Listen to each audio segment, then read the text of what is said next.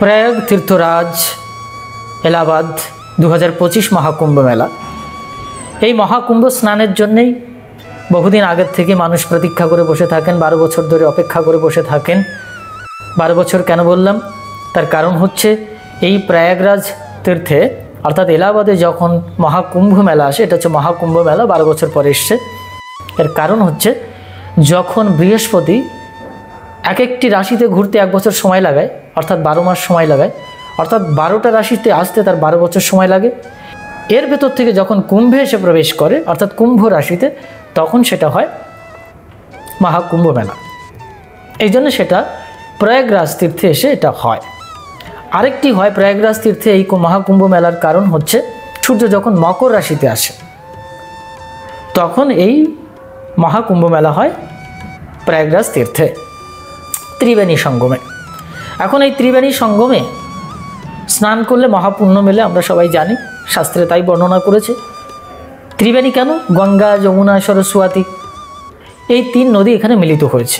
সরস্বতী একটি গুপ্ত অবস্থায় মিলিত হয়েছে আধ্যাত্মিক দৃষ্টিকোণ থেকে। এখন এই যে অমৃত মহাকুম্ভ মেলা কেন, এর তো বৃত্তান্ত চারিদিকে যা ছড়িয়েছে সবাই জানেন কম বেশি। ওই দেবাসুরের যুদ্ধ হয়েছিল, অমৃত নিয়ে কাড়াকাড়ি হয়েছিল, তার কিছু অমৃত যখন ঝগড়াঝাটি চলছিল তন মুহূর্তে বা নিয়ে যাচ্ছিল, তন মুহূর্তে 1-2 ফোঁটা কয়েক ফোঁটা পৃথিবীতে পড়ে। যে স্থানে পড়ে সেই 4টি স্থান হচ্ছে নাসিক মহারাষ্ট্র, উজ্জয়ন মধ্যপ্রদেশ, হরিদ্বার আর হচ্ছে এই উত্তরপ্রদেশ প্রয়াগরাজ তীর্থ এলাহাবাদ। এই 4টি স্থানে মহাকুম্ভ মেলা অনুষ্ঠিত হয়। এখানে জানা যায় যে ভগবান শঙ্করাচার্যের হাত ধরে এই কুম্ভ মেলার প্রচলন। কিন্তু অষ্টাদশ শতাব্দীর আগে এইসব বিষয় অতটা ঐতিহাসিকভাবে জানা যায় না। তবে কুম্ভ মেলা যে ছিল না তা নয়, অনেক ধরনের এই সংক্রান্ত বিষয় অনুষ্ঠান ছিল, মেলা হতো, নদী স্নান হতো, এগুলো ছিল। সুতরাং এগুলো একেবারেই ভ্রান্ত এটা নয়। তো যাই হোক, এই কুম্ভ স্নানে করলে আপনার কি ফল মিলবে?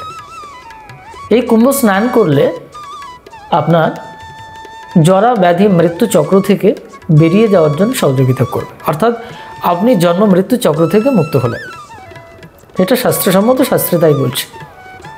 সহজ করে আপনি কুম্ভ স্নানে যেতে পারছেন না, তাহলে আপনি কিভাবে মুক্ত হবেন? আমি অবশ্য যারা ত্রিবেণী সঙ্গমে যাবেন, এই মহাকুম্ভে যাবেন, কোন দিন কি স্নান পড়েছে সেটা অবশ্যই আমি বলে দিচ্ছি। সেটা 13ই জানুয়ারি থেকে শুরু হচ্ছে,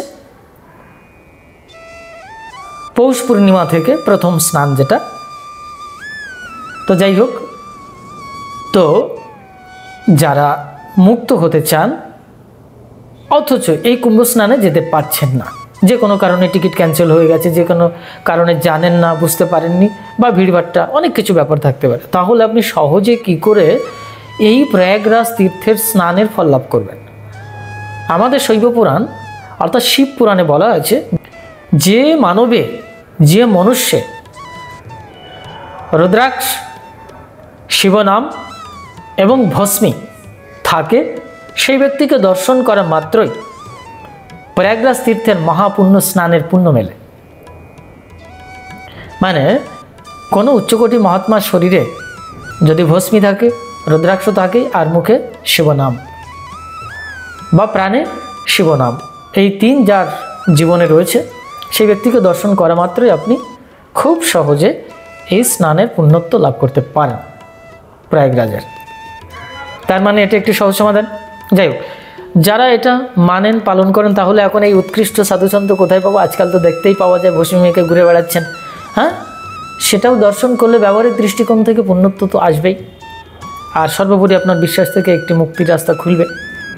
তবে আমি অন্ধবিশ্বাস করতে বারণ করব, কারণ শাস্ত্রের কিন্তু শুধু পৌরাণিক বা ব্যবহারিক ব্যাখ্যা নয়, এর ভেতর আধ্যাত্মিক ব্যাখ্যা আমরা না জেনে শুনে বিশ্বাস করতে থাকি।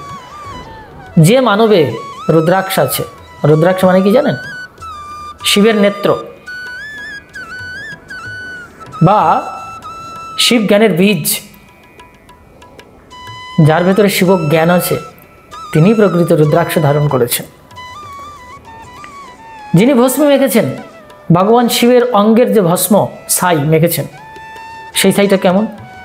শূন্যত্ব, নিরঞ্জন তত্ত্ব, সর্বব্যাপত্ব তত্ত্ব, অর্থাৎ যেখানে কোনো মলিনতা নেই, নিরঞ্জন, সেই হচ্ছে ভস্ম বা ছাই।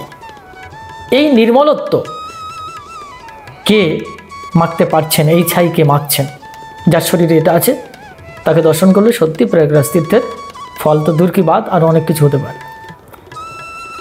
সঙ্গে বলছে শিবনাম। শিবনাম, শিবনাম কে করবে? কে করছে? আমরা সবাই করছি। তাহলে আপনি আমাকে দর্শন করলেন, সবই হয়ে যাবে? এটা হতেও পারে, নাও হতে পারে, সন্দেহ আছে। কিন্তু আমি যেটা বলছি সেখানে সন্দেহ নেই।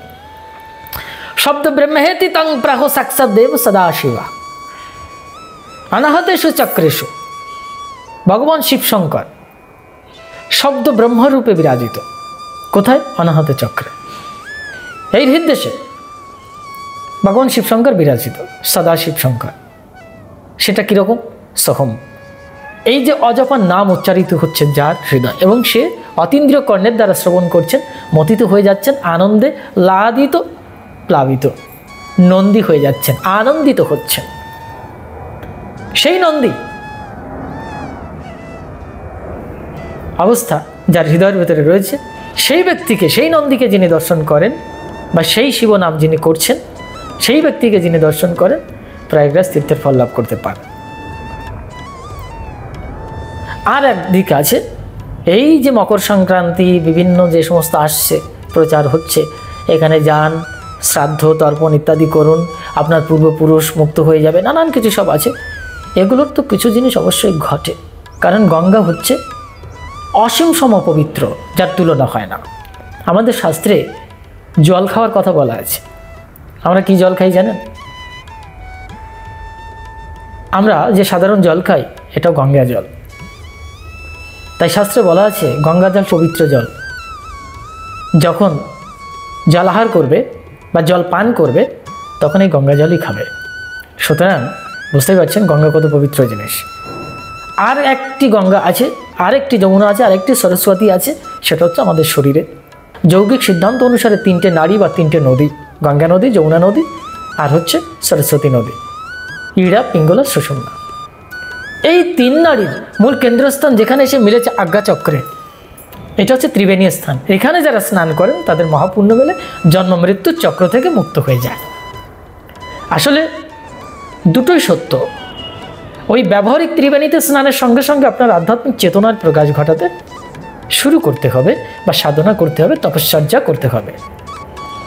এখানে যদি এই স্নান করতে পারেন, তাহলে এই জীবদ্দশায় কোথাও না গিয়েও, কোনো তীর্থস্থানে না গিয়েও সে মুক্ত হতে পারে। কিন্তু তীর্থের তো অবশ্যই একটি মহাপবিত্র ফল অবশ্যই আছে। সেই জন্যে যার যেটা ভক্তি, যার যেটা বিশ্বাস, যার যেরকম, সেটাই প্রাপ্তি হবে। তো যাই হোক, এখন আমরা এই কুম্ভ স্নানের যে ডেট তারিখগুলো একটু জেনে নিই। যারা প্রতীক্ষা করে বসে আছেন, অলরেডি অনেকেই জেনে গেছেন, তবু আমার একটি সন্ন্যাসের মঞ্চ থেকে দায়িত্ব রয়েছে। তাহলে প্রথম প্রয়াগরাজে মহাকুম্ভ স্নানের শুরুটা হচ্ছে 13ই জানুয়ারি পৌষ পূর্ণিমা উপলক্ষে। তারপরে হচ্ছে 14ই জানুয়ারি মকর সংক্রান্তি উপলক্ষে স্নান, 29শে জানুয়ারি মৌনী অমাবস্যা। তাহলে এই তিনটে স্নান হলো। তারপরে হচ্ছে ফেব্রুয়ারি মাসে চলে যাচ্ছে 3রা ফেব্রুয়ারি, মানে ফেব্রুয়ারির 3 তারিখ, বসন্তী পঞ্চমী উপলক্ষে স্নান।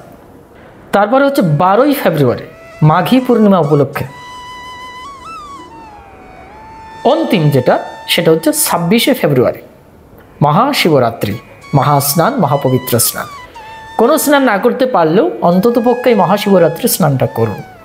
ভগবান শিবশঙ্করের সাক্ষাৎ কৃপা হতে পারে।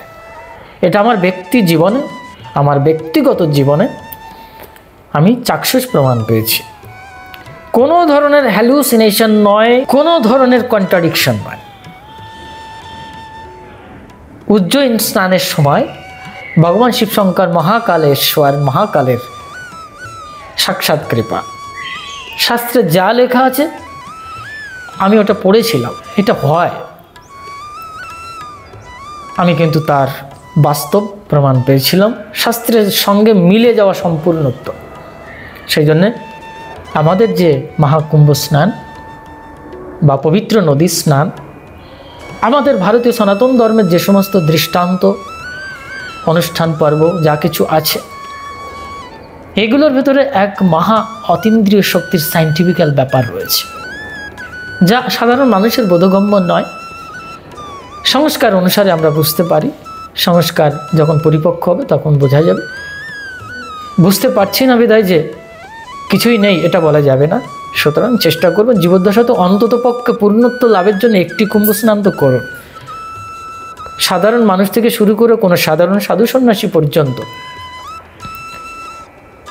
তাদেরও পূর্ণত্ব আসবে যতক্ষণ পর্যন্ত সে কুম্ভ স্নান না করছে, ততক্ষণ সে পূর্ণ হতে পারে না, পূর্ণ জ্ঞানের বাকি থাকে, বা ব্যবহারিক জীবনে পূর্ণত্ব লাভ করা যায় না। এই জন্যে সেখানে হাজার কোটি সাধু সন্ত আসবে, জানা যাচ্ছে প্রায় 400 মিলিয়নের কাছাকাছি পৌঁছাবে সাধারণ জনগণ।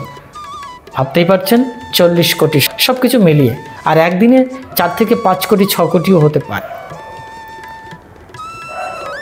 এবার সেখানে লক্ষ লক্ষ কোটি সাধু সন্ত থাকবে, তার ভেতরে হয়ে যেতে পারে এমন একজন উৎকৃষ্ট মহাত্মার সঙ্গে আপনার সাক্ষাৎ হয়ে গেল, জীবনের পরম সাধুসঙ্গ হয়ে গেল। মহাপুরুষ সংশ্রয় ভগবান শিবশঙ্করের অবতার পুরুষ আদি শঙ্করাচার্য তিনি বলছেন মহাপুরুষ সংশ্রয়, সাধু সঙ্গ সব থেকে দুর্লভ বস্তু, দুর্লভ বিষয়। সুতরাং তীর্থ স্নান হচ্ছে, মহাকুম্ভ স্নান হচ্ছে, তীর্থ দর্শন হচ্ছে, সাধু দর্শন হচ্ছে, সঙ্গে সঙ্গে সাধু সঙ্গ হচ্ছে, মহাপুণ্য হচ্ছে।